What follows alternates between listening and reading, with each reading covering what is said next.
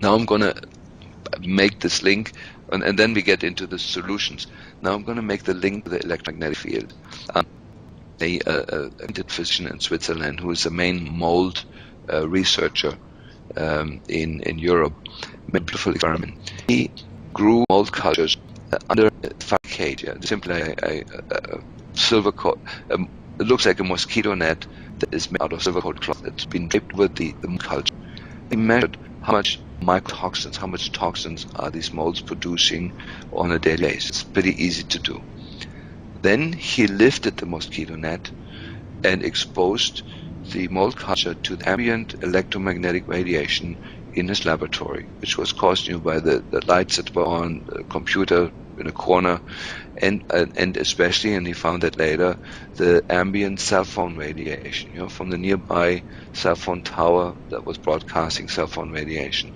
He found out that the production of biotoxins in this culture went up more than 600 times.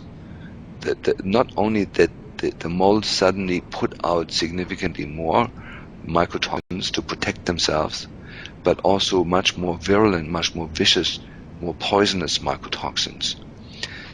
And I took that experiment was for me a big light bulb went on.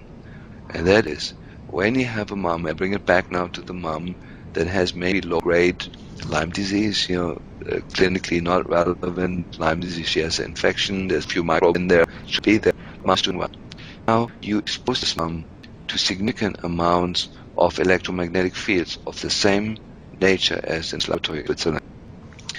The molds inside us, and the spark inside the mom, suddenly believe they're being attacked, or they feel they're being attacked.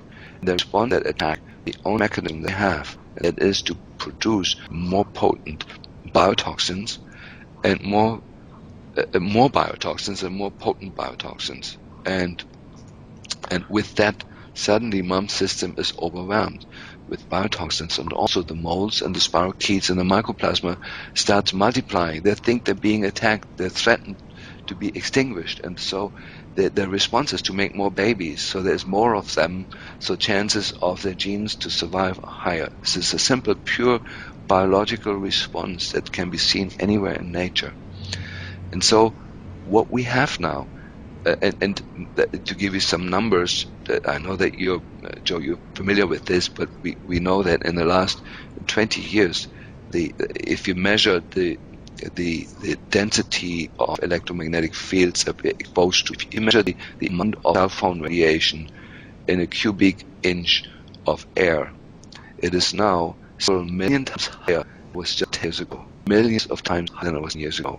These are unbelievable exposures, and as you're familiar with the research, the true research done on cell phone radiation shows is not safe. There's significant biological effects inside the cell. The cell phone radiation disrupts the communication inside the cell membrane, and the whole kinases, the mechanisms that we have to transport signals in the cell wall to the DNA and backwards.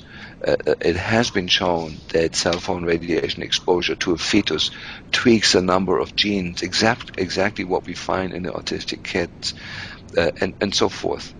And so I am postulating, and I can back it up with my clinical results, that the combination of mom having low-grade infections, it may just be viral or mold, yeast, or it may be Lyme disease, that this mom that is pregnant today is exposed to millions of times more electromagnetic radiation than she was just 10 years ago.